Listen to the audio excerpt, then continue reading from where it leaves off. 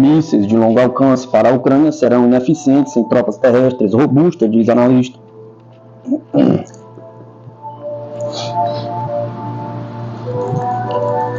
Reveses ucranianos em sua ofensiva militar em Kursk leva a OTAN a retomar o debate sobre fornecimento de mísseis de longo alcance para Kiev. Na ausência de forças terrestres eficazes, os ataques da Ucrânia dentro do território russo terão pouca eficácia, acreditam analistas. Na sexta-feira, o Ministério da Defesa da Rússia anunciou o balanço das perdas militares ucranianas durante a incursão de Kiev na região de Kursk. De acordo com o Ministério, lançadores múltiplos de foguetes HIMARS e estações de guerra eletrônica ucranianas também foram destruídos.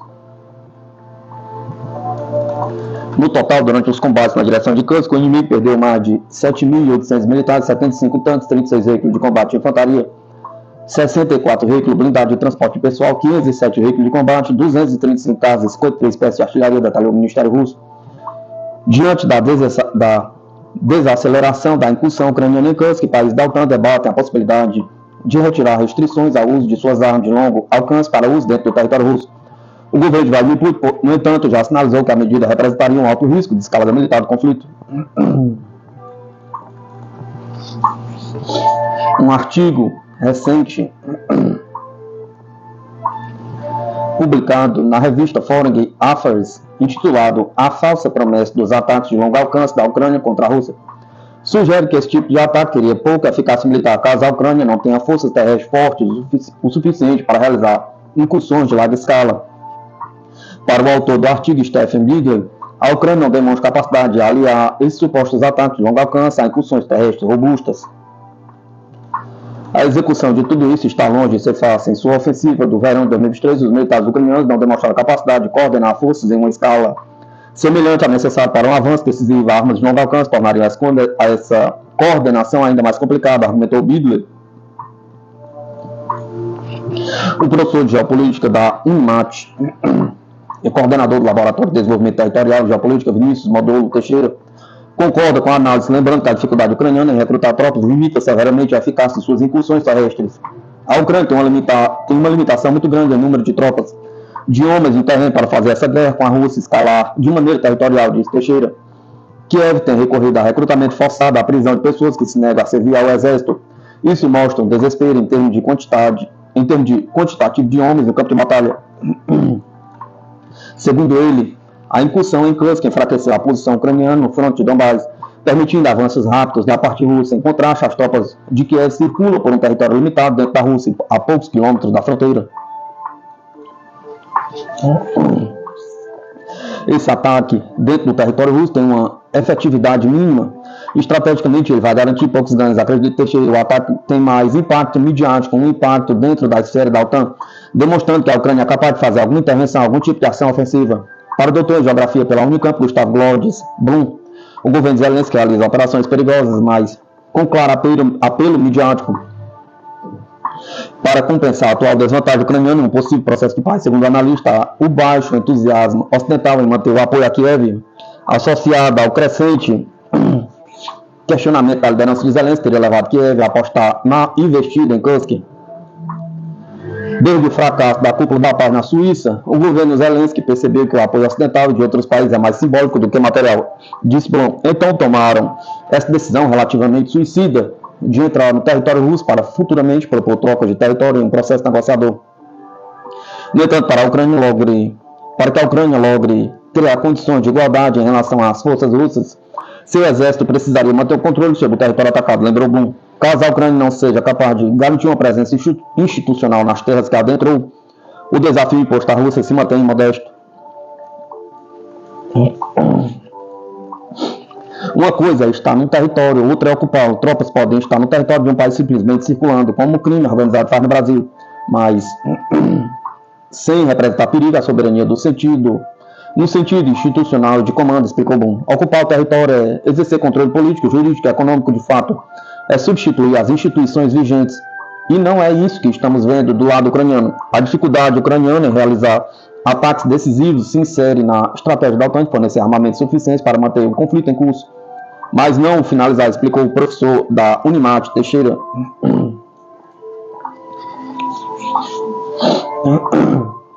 A quantidade de armas que são levadas à Ucrânia jamais garantiria uma vitória sobre as forças russas. O objetivo é manter a Rússia engajada e promovendo o seu desgaste. Diz Teixeira, a estratégia da OTAN não é garantir que a Ucrânia ganhe ou venha a assinar um acordo de paz vantajoso, mas sim que a guerra continue o máximo possível, utilizando o território ucraniano literalmente como busto de canhão para atingir os fins da aliança e enfraquecer a Rússia. O analista nota que a OTAN utiliza o território ucraniano como um espaço de teste para suas armas e sistemas bélicos, além de uma oportunidade de conhecer as capacidades militares de seu adversário russo. Este conflito está sendo utilizado como um laboratório para experimentos e tomada de conhecimento para as possibilidades de uso de drones de inteligência artificial, sistemas de defesa eletrônica de guerra, desenvolvido por outros sistemas mais modernos. Quanto mais tempo o conflito durar, mais a OTAN se familiarizará com a população e tropas russas, podendo se precaver em caso de conflito direto futuro, conclui Teixeira. Neste sábado, as Forças Armadas da Rússia anunciaram o avanço contínuo na localidade de Kirov, na República Popular de Donetsk, e perdas ucranianas também foram registradas na região de Grodovka, Kalinovo, Mikhailovka, Rozovka e Druzhba, em Petropavlovka, na região de Kharkov, em regiões da República Popular de Lugansk, entre outras localidades.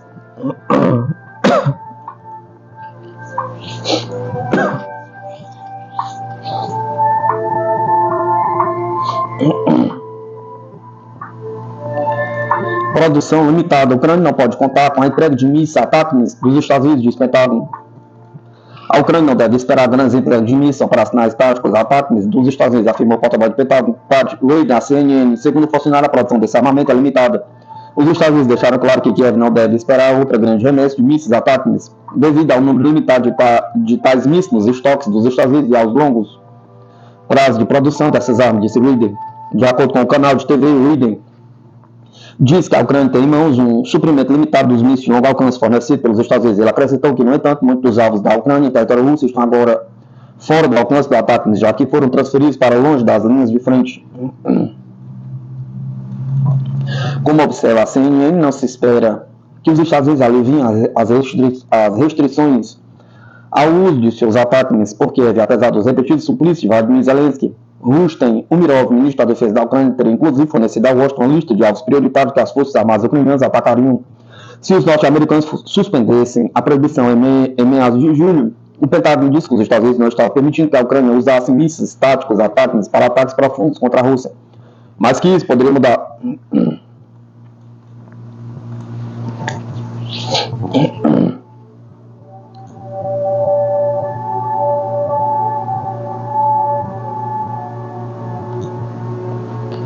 O secretário-geral da OTAN, Jens Stoltenberg, observou que alguns países da aliança, incluindo a Inglaterra, transferiram armas inicialmente para Kiev sem quaisquer restrições. A França também deu permissão ao Ucrânia para usar seus mísseis Storm Shadow, Scalp de longo alcance para atacar regiões russas.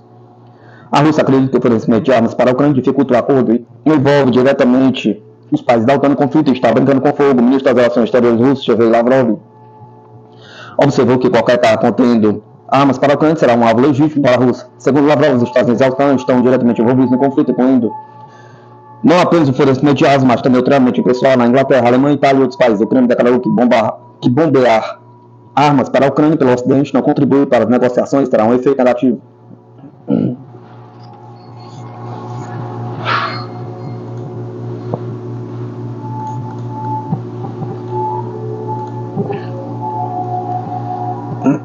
Mídia, 400 mil ucranianos deixaram o país até o fim do ano. Deixaram o país até o fim do ano devido a cortes e apagões elétricos.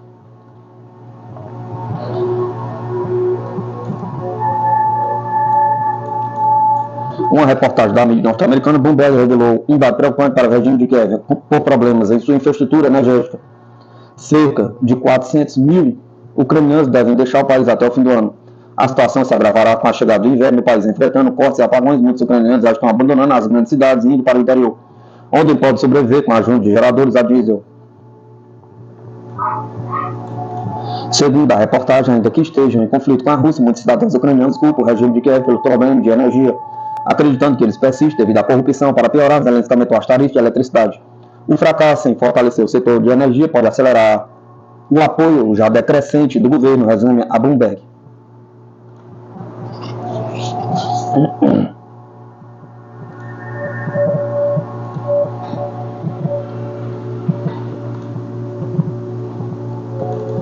O presidente ucraniano demite comandante da Força Aérea após acidente fatal com F-16. O presidente ucraniano Vladimir Zelensky demitiu o comandante da Força Aérea do país na sexta-feira, 4 dias depois que um avião de guerra F-16 que a Ucrânia recebeu de seus parceiros ocidentais caiu durante um bombardeio russo e matou o piloto. A ordem para demitir o tenente-general Mykola Oleshchuk foi publicada no site presidencial. Precisamos proteger as pessoas, proteger o pessoal, cuidar de todos os nossos cidadãos, disse Zelensky, em um discurso minutos após a ordem ter sido publicado. Ele disse que a Ucrânia precisa resolver fortalecer seu exército no nível de comando.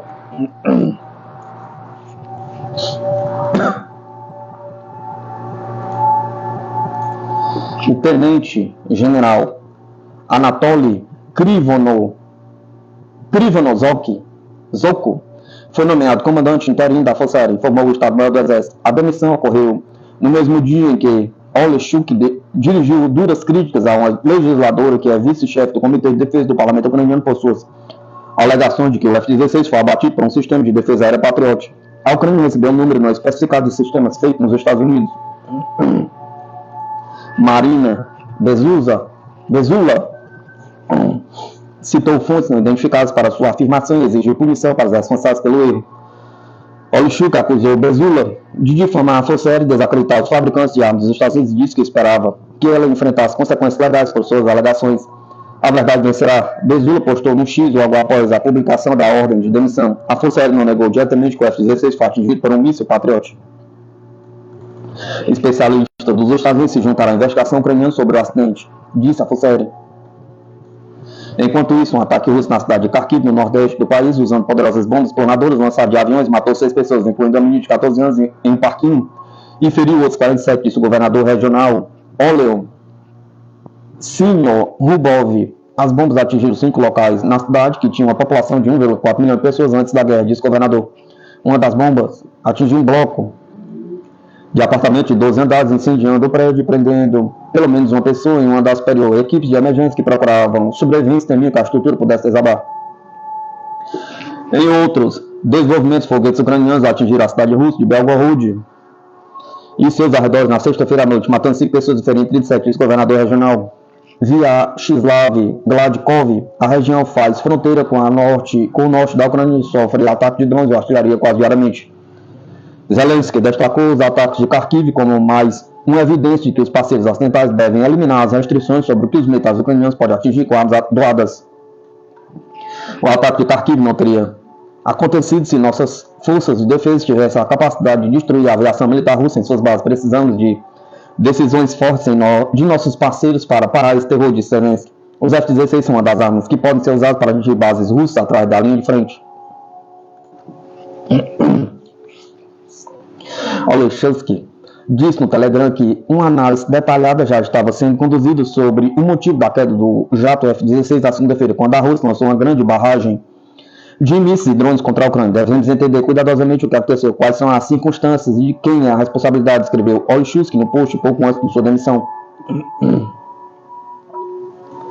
O acidente foi a primeira perda relatada de um F-16 na Ucrânia, onde os aviões de guerra chegaram no final do mês passado. Acredite-se que pelo menos 6 tenham sido entregues por países europeus. Analistas militares dizem que os aviões não serão divisor de águas na guerra, dada a força aérea massiva da Rússia e seu sofisticado sistema de defesa aérea, mas as autoridades ucranianas acolheram os jatos supersônicos que podem carregar armas modernas usadas por países da OTAN, por oferecer uma oportunidade de revidar a superioridade aérea da Rússia.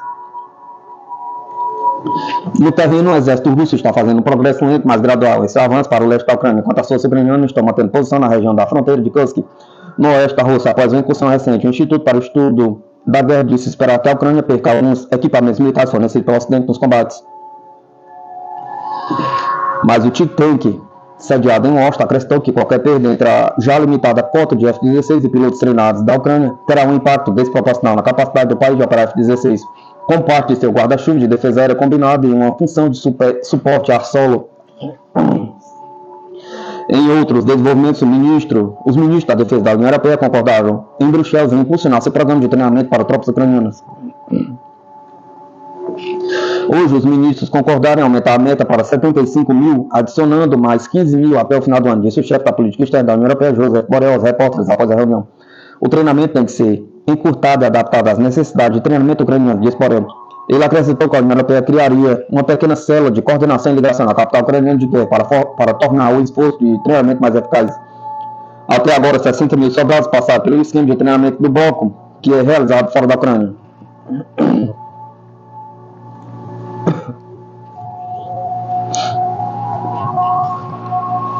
Marinha do Brasil enfrenta modernização radical, desmobilizando 70% da frota até 2028. Descubra como novos fragatas e submarinos transformarão a defesa naval. Em uma movimentação surpreendente, a Marinha do Brasil anunciou seus planos de desmobilizar 70% da sua frota até 2028. Essa ação visa uma profunda modernização diante da obsolescência dos equipamentos, das limitações orçamentárias.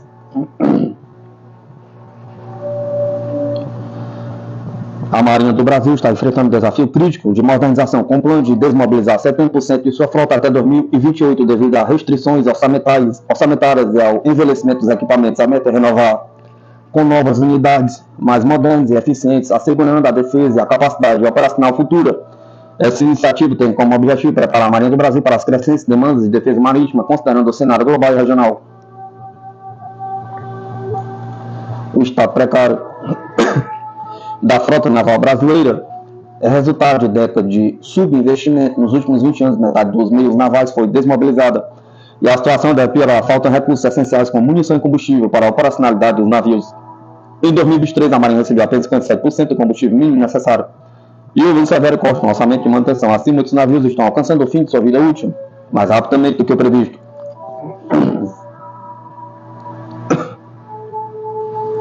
A Marinha do Brasil planeja aposentar 43 navios até 2028, por razão de idade e condição técnica. Essa redução inclui 3 fragatas, possivelmente incluindo a F-49 Rainmaker, uma veterana com mais de 45 anos de serviço históricos recentes de incêndios. A classe Niterói, com algumas unidades construídas na década de 1970 ainda em serviço, também verá reduções. Elas serão substituídas pelas novas fragatas da classe Tamandaré, cujo emprego está previsto para começar em 2025. No setor de submarinos, a situação é igualmente preocupante. O S-30 Tupi, o mais antigo da frota, será provavelmente o próximo a ser aposentado. Novos submarinos da classe Riachuelo já estão começando a entrar em serviço. Mas essas novas adições serão insuficientes para preencher completamente o vácuo deixado pelos navios desativados. Os submarinos da classe Riachuelo, baseados no projeto francês Scorpion, são fundamentais para a modernização da Marinha do Brasil e submarinos convencionais de propulsão dieselétrica. São projetados para operar em águas costeiras e em mar aberto, com a capacidade de imersão de até 350 metros, equipados com modernos sistemas de combate e armamento, incluindo torpedos e mísseis antinavio. Os submarinos da classe Riachuelo representam um avanço significativo em relação à antiga classe Tupi. As fragatas da classe Tamandaré são outra peça-chave na renovação da frota, projetada para substituir as antigas fragatas da classe Niterói. Essas novas unidades terão um deslocamento de aproximadamente 3.500 toneladas, serão equipados com sistemas de combate de última geração. A classe Tamandaré contará com armamentos avançados, incluindo mísseis superficial, mísseis antinavio, canhões de 76 mm e torpedos. Além disso, essas fragatas terão capacidades aprimoradas de guerra antissubmarina e guerra eletrônica, tornando-as aptas para enfrentar ameaças modernas.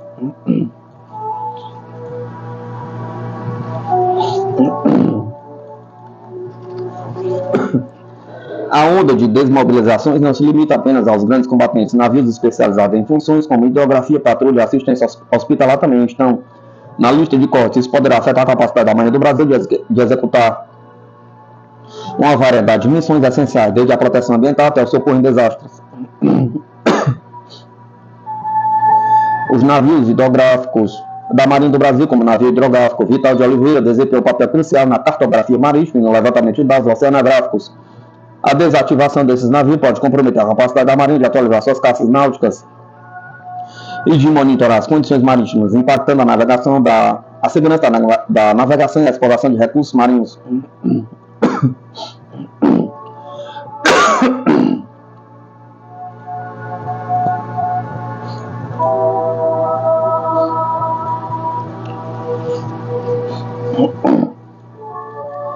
Navios como a Nash Doutor Montenegro fornece suporte médico em áreas remotas e durante desastres naturais. A desmobilização desses navios pode afetar diretamente a capacidade da Marinha de fornecer assistência humanitária e responder rapidamente à crise. Apesar desse panorama desafiador, o Brasil continua comprometido com a modernização de sua força naval, a construção de novas embarcações, embora em um ritmo mais lento do que o necessário, a eventual entrada de novas fragatas e submarinos destaca um esforço para manter a esquadra brasileira como uma das mais capazes da América Latina. Contudo, para que isso seja sustentável, será necessário um investimento mais robusto e contínuo por parte do governo. Isso assegurará que a Marinha do Brasil não apenas sobreviva a esta fase de transição, mas também prospere no futuro. Em suma, a Marinha do Brasil está se preparando para a modernização significativa, enfrentando desafios financeiros e técnicos, enquanto busca manter sua posição estratégica na defesa marítima. O sucesso dessa iniciativa dependerá de um compromisso contínuo com investimentos em inovação tecnológica, garantindo que a frota brasileira possa operar de forma eficaz e eficiente nos próximos anos.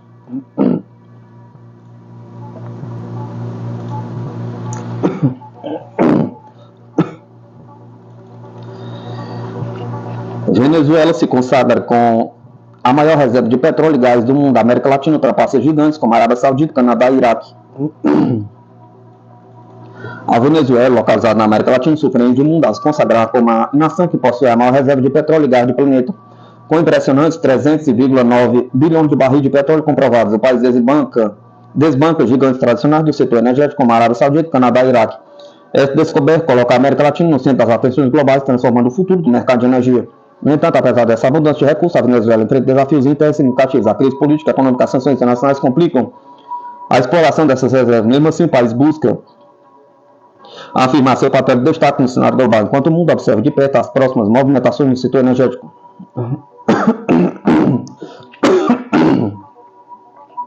A maior parte dessas reservas, cerca de 279,1 bilhões de barris, está concentrada na faixa petrolífera de Orinoco, Hugo Chávez, localizado no sudoeste do país. Além disso, outras áreas também possuem reservas significativas, 20,33 bilhões de barris entre os estados de Zulia e Falcão no noroeste, 1,088 bilhão de barris entre Barinas e Apuri no sudoeste, 343 milhões de barris em Carupano no nordeste. Com a confirmação dessas reservas, a Venezuela não só ultrapassa a Arábia Saudita em quantidade de petróleo, mas também se destaca em um momento crítico para o mercado global de energia. Com toda essa riqueza em recursos naturais, traz consigo desafios significativos. A produção atual da Venezuela está longe de atingir seu potencial total. Em 2023, a média diária foi de 783 mil barris, muito abaixo da meta de mais de 1 milhão de barris que o país espera alcançar em 2024, atualmente 27,7%. Esse contexto é ainda mais complicado pelas sanções impostas pelos Estados Unidos recentemente. O governo americano anunciou a reativação das sanções ao setor petrolífero venezuelano, citando o não cumprimento de compromisso assumido pelo governo de Nicolás Maduro com a oposição. Essas sanções impedem a compra de commodities da Venezuela, o que pode impactar severamente a economia do país. A resposta do governo venezuelano nas sanções foi imediata e contundente. A vice-presidente Delcy Rodrigues declarou que qualquer intensificação da agressão econômica por parte dos Estados Unidos resultaria em uma revisão dos mecanismos de cooperação bilateral, incluindo a suspensão dos voos de repatriação de venezuelanos. Essa postura firme foi reforçada pelo presidente Nicolás Maduro, que anunciou a assinatura de contrato com 20 investidores para a exploração das reservas.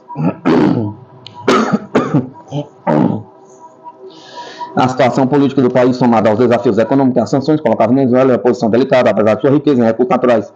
Venezuela está no centro das atenções globais com a confirmação de suas vastas reservas de petróleo e gás. No entanto, a capacidade do país de transformar essa riqueza em prosperidade para o seu povo dependerá de sua habilidade de navegar pelos complexos desafios políticos e econômicos que enfrenta. Acompanhar o desenrolar da situação será crucial para entender o futuro do mercado energético mundial e o papel da Venezuela nele.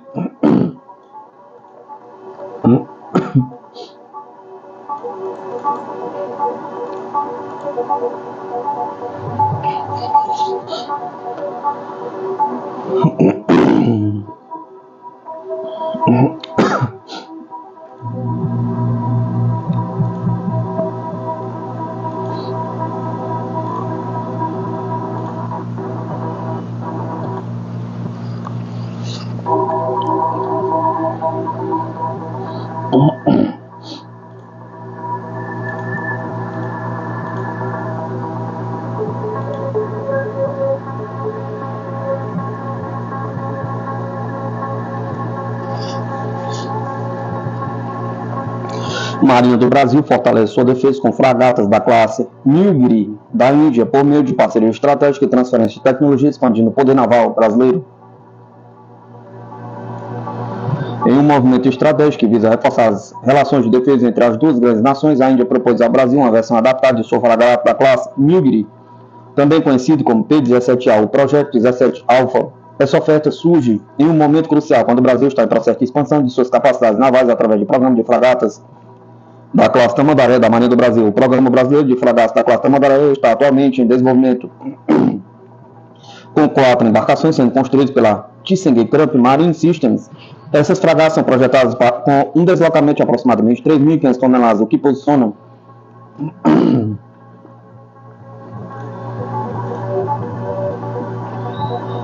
as posiciona como uma adição significativa à frota da Marinha do Brasil. No entanto, em comparação às fragatas da classe Nilgiri, oferecidas pela Índia, apresentam um deslocamento muito superior de 6.670 toneladas, o que as torna significativamente maiores e potencialmente mais poderosas em termos de capacidade bélica operativa. Um dos aspectos mais atraentes da proposta indiana é a oferta de transferência de tecnologia pelo estareiro Magazon Dock Limited, responsável pela construção das fragatas da classe Nilgiri. Essa iniciativa permitirá à Marinha do Brasil não apenas adquirir essas avançadas embarcações, mas também fabricar localmente, impulsionando a indústria naval brasileira, garantindo maior autonomia na produção de equipamentos de defesa. A possibilidade de construir essas fragatas em solo brasileiro utilizando tecnologia de ponta fornecida pela Índia representa um avanço significativo para a estratégia de defesa do país. Essa oferta da Índia ao Brasil não é apenas uma transação de defesa, mas também um passo importante na consolidação de uma parceria estratégica entre os dois países. A integração das fragatas da classe Nilgiri na Marinha do Brasil poderia trazer vantagens operacionais consideradas, permitindo ao Brasil ampliar sua presença e capacidade defensiva no Atlântico Sul e outras regiões de interesse estratégico. Além disso, a cooperação em defesa naval poderia abrir portas para futuras colaborações em outras áreas militares e industriais, fortalecendo os laços bilaterais e contribuindo para a estabilidade regional.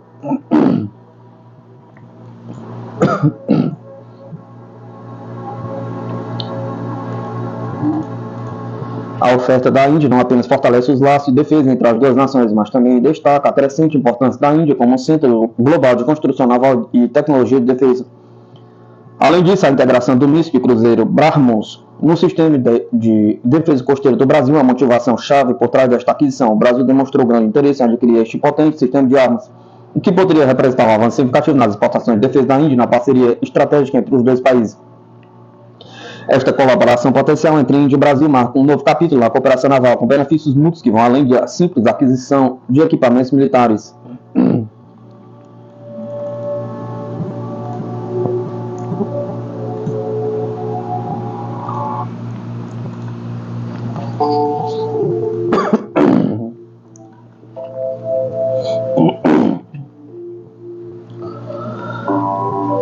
Submarinos de mísseis balísticos com mais influentes da história, com essas classes Typhoon, Rai, Columbia, Vanguard e Delta 4, pilares da dissuasão nuclear global.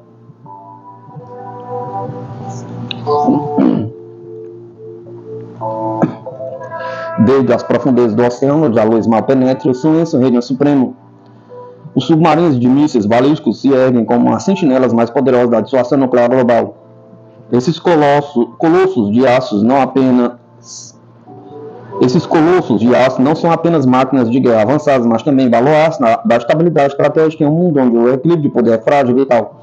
Ao longo de décadas, as principais potências militares desenvolveram submarinos capazes de lançar ataques nucleares devastadores de qualquer lugar do oceano, tornando-os uma peça-chave dentro da tríade de suas respectivas nações. Nesse artigo exploraremos em profundidade 5 submarinos de mísseis balísticos mais influentes, avançados e construídos, desde o monumental classe Typhoon da extinta União Soviética até a próxima geração de submarinos da classe Columbia, que serão um pilar da dissuasão nuclear dos Estados Unidos.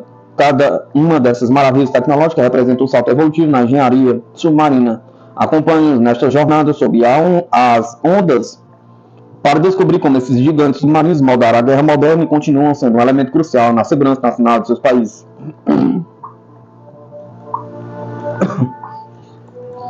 Os submarinos da classe Typhoon, conhecidos na Rússia como Ukla, que significa tubarão em russo, foram concebidos durante a Guerra Fria como uma resposta direta aos submarinos da classe Ohio dos Estados Unidos. Com 6 unidades construídas, o Typhoon é famoso por seu enorme tamanho e sua capacidade de operar em condições extremas no Ártico. Esses submarinos podiam disparar mísseis balísticos intercontinentais debaixo do gelo, uma capacidade estratégica vital durante a Guerra Fria. Além disso, seu tamanho permitia uma vida relativamente confortável para a tripulação, com instalações como piscina, sauna e academia, o que era incomum para submarinos militares. Os submarinos da classe Ohio são considerados a espinha dorsal da dissuasão nuclear dos Estados Unidos. Esses SSBNS, Submarine Launched Ballistic Nuclear, são os mais silenciosos e menos detectados da Marinha dos Estados Unidos, o que lhe permite operar em patrulha de dissuasão nuclear por meses sem ser detectados. Cada submarino pode carregar 24 mísseis balísticos Trident 2D5, cada um dos quais pode transportar múltiplas ogivas nucleares com capacidade de impacto independente, o que os torna uma força poderosa. Os 4 submarinos convertidos em SSGNS, Submarine Launched Cruiser Missile nuclear, tem uma capacidade excepcional para ataques convencionais, permitindo lançar mísseis Tomahawk e realizar operações de forças especiais. O programa de submarinos da classe Columbia representa a próxima geração de dissuasão nuclear submarina para os Estados Unidos, projetados para operar por 42 anos sem necessidade de reabastecimento do reator.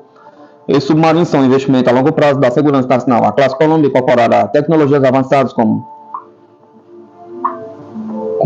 sistemas de propulsão mais silenciosos, o que melhorará sua capacidade de operar sem ser detectados. Além disso, esses submarinos são projetados com uma estrutura modular, facilitando atualizações e manutenção ao longo da sua vida útil. Espera-se que os Columbia entrem em serviço na década de 2030 e continuem a operação até o século 22.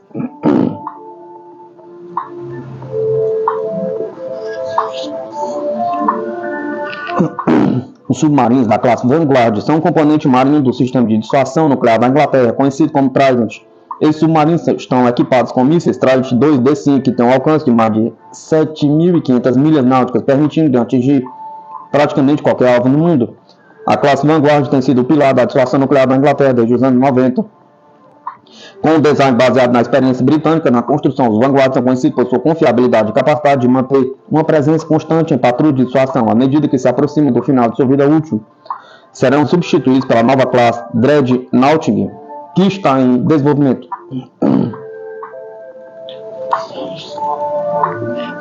A classe Delta IV é a última evolução de uma série de submarinos estratégicos projetados pela União Soviética e posteriormente pela Rússia.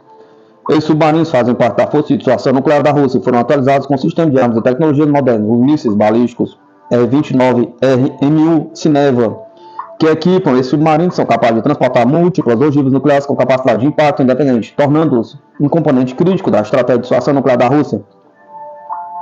Além disso, a classe Delta IV foi projetada para operar no Ártico, onde pode lançar seus mísseis debaixo do gelo. Apesar de serem eventualmente substituídos pela classe Borei, os Delta IV continuam a ser um pilar importante da frota submarina estratégica da Rússia. É importante mencionar que tanto a Marinha dos Estados Unidos quanto a Royal Navy estão em processo de desenvolver novas classes submarinas para substituir os Ohio e os Vanguard, respectivamente. No caso da Inglaterra, o programa Dreadnought será o sucessor da classe Vanguard e está previsto para entrar em serviço na década de 2030. Esses submarinos contarão com melhorias significativas em termos de tecnologia, stealth e capacidade de dissuasão. Por outro lado, a Rússia está avançando com a classe Borei, que já viu a entrada em serviço de várias unidades. Esses submarinos mais silenciosos e avançados que os Delta IV estão destinados a se tornar o núcleo da força de dissuasão submarina da Rússia nas próximas décadas.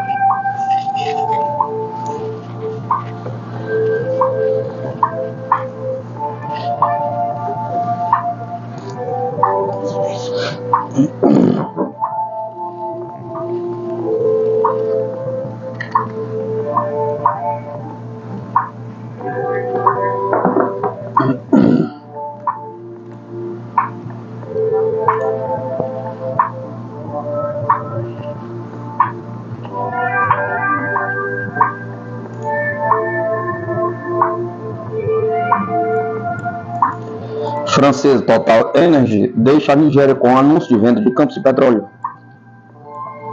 A Total Energy anunciou a venda de 2 campos de petróleo na Nigéria, o principal exportador de petróleo da África.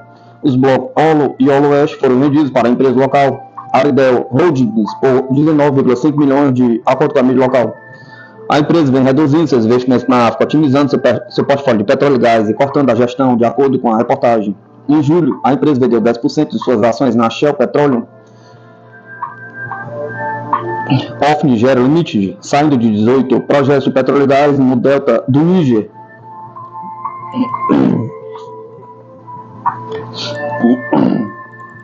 O desenvolvimento supostamente visa reforçar o papel das empresas nacionais e nigerianas na extração de petróleo, anteriormente limitadas a receber royalties. Em junho, a empresa de energia francesa comunicou à Agência Reguladora de Petróleo da África do Sul que pretende ser retirada da exploração do campo de gás natural offshore 11B e 12B. A Total Energy é uma empresa global de energia sediada na França. Ela opera em mais de 130 países e está envolvida em petróleo, gás natural, energias renováveis e eletricidade.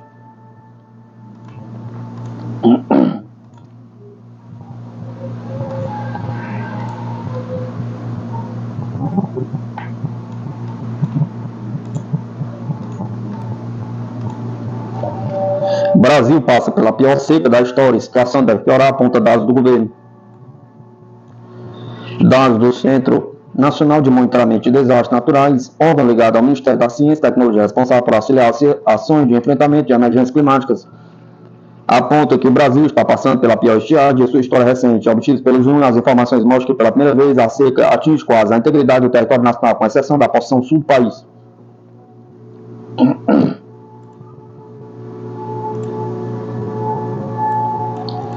De acordo com os especialistas, alguns motivos explicam o momento extremo, como a ocorrência do El Niño, que aqueceu o Oceano Pacífico e alterou o padrão das chuvas do país. Aliado a isso, bloqueios atmosféricos não trouxeram as consequências típicas do fim do El Niño, como o avanço das frentes frias pelo país. Por outro lado, um aquecimento da porção tropical norte do Atlântico contribuiu para alterar ainda mais os padrões de chuva do país. Medida atualmente pela CEMADE, a série histórica possui dados que remontam desde 1950. Segundo essas informações, o fenômeno da seca no Brasil piorou a partir de 1988. Até então, a pior havia sido registrada em 2015. Esta, contudo, atingiu uma parte da região do país. Para piorar, meteorologistas afirmam que o período de chuvas previsto para outubro só deve chegar em novembro deste ano e deve ser mais fraco do que o esperado. O período da seca extrema costuma trazer graves consequências para o Brasil, desde queda de produção das hidrelétricas, devido à diminuição dos níveis dos rios, como o aumento dos incêndios florestais. A seca dos rios traz também uma grave consequência social, o isolamento das cidades do norte, onde os rios são mais utilizados como meio de ligação entre os municípios.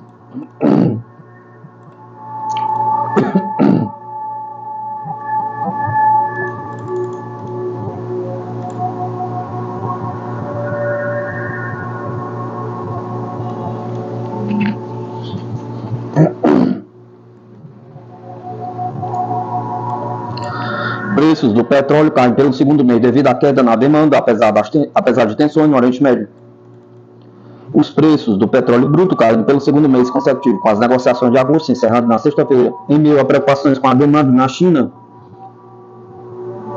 que compensaram os temores de que os conflitos no Oriente Médio pudessem interromper o envio de petróleo. O petróleo West Texas Intermediate dos Estados Unidos fechou a sessão final de agosto com queda de $2,36 ou 3,11% a 73,55 por barril, perda de 1,7% para o WTI na semana. No mês, o benchmark, índice de referência em tradução livre, do petróleo dos Estados Unidos caiu 5,6%, acumulando perda adicional ao déficit de 4,5% registrado em julho. No mês, o benchmark global de petróleo recuou 2,5%, somando-se à queda de 6,5% registrado em julho. O WTI e o Brent chegaram a subir por 2 dias devido a preocupações com possíveis interrupções na produção na Líbia e a possibilidade de um grande ataque iraniano que poderia reacender o risco geopolítico no Oriente Médio.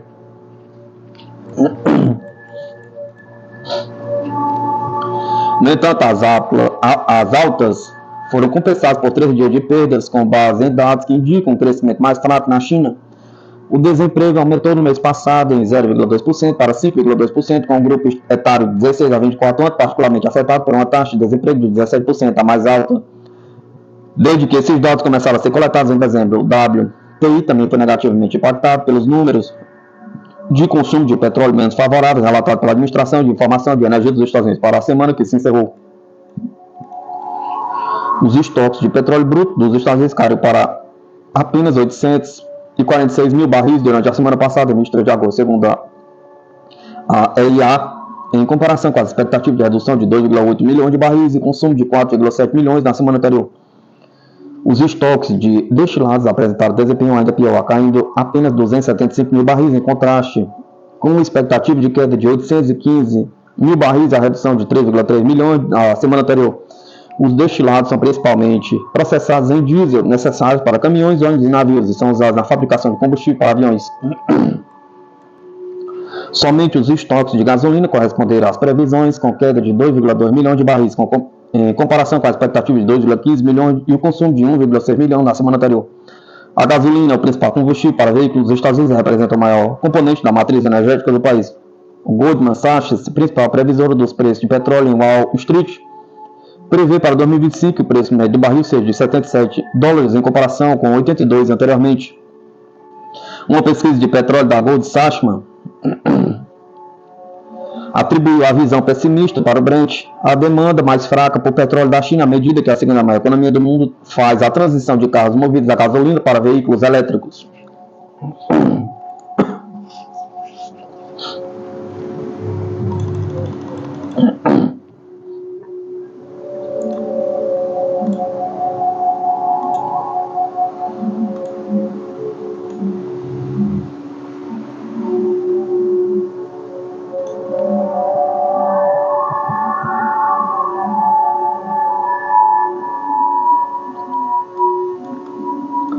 França e Alemanha, nuvens escurecem no alvorecer de uma nova era da União Europeia, analisa mídia britânica.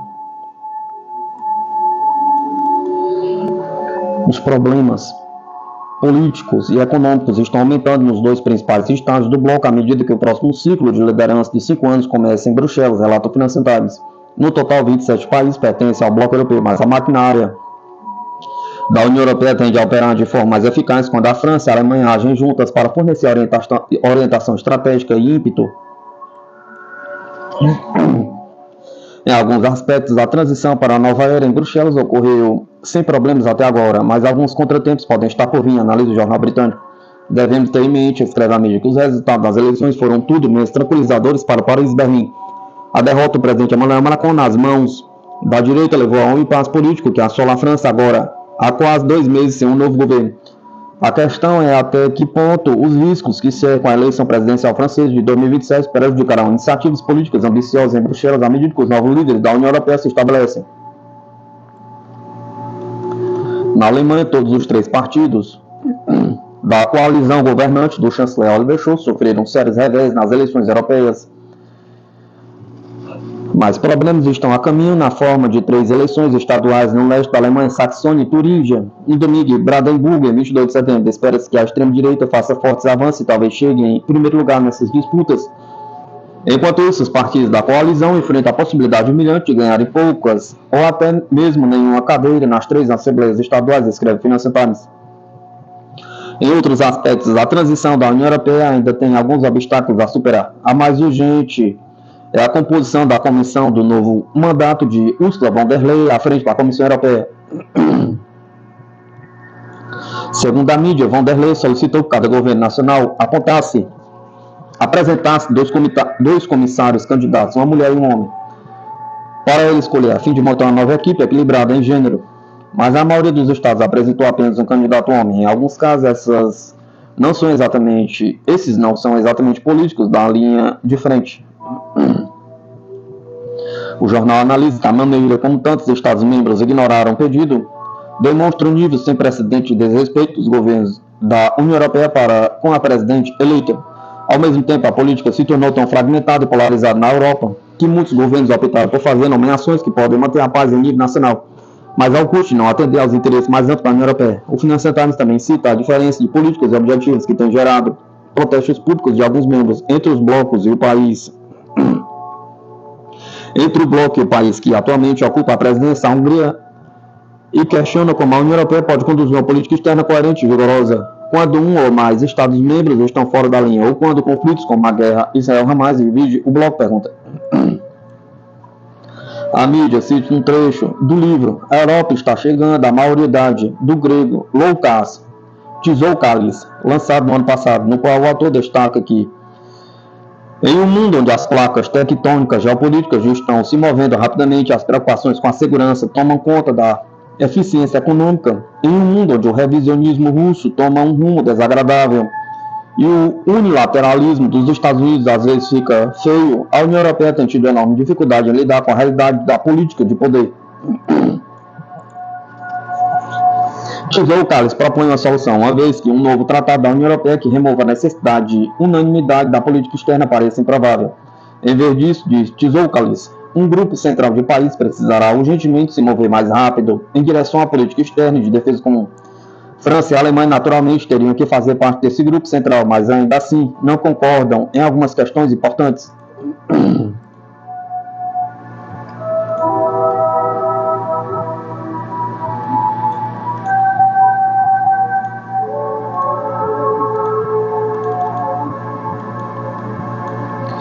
Kiev não conseguiu atingir os seus objetivos com a invasão de Kursk.